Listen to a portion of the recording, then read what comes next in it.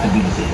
And lastly, your livelihood and skills training initiatives, providing vocational training and employment assistance, help secure a better future. Thank you, INC, for making a positive difference.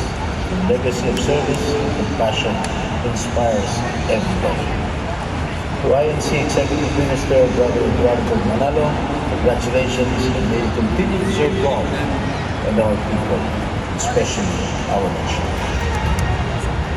The Philippine Consulate General in Vancouver joins me in conveying my warmest greetings and congratulations on the occasion of the 110th anniversary of Iglesia Ni Cristo.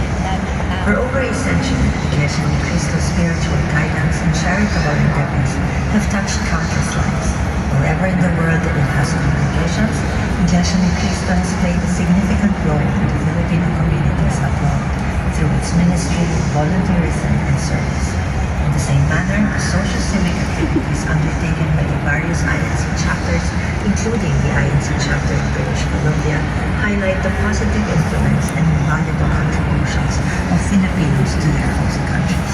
I would like to extend my heartfelt greetings to Executive Minister Brother Eduardo B. Manalo, whose visionary leadership continues to inspire INC congregations around the globe. Under his stewardship, Iglesia Ni Cristo has prospered and remained a strong pillar of faith and resilience.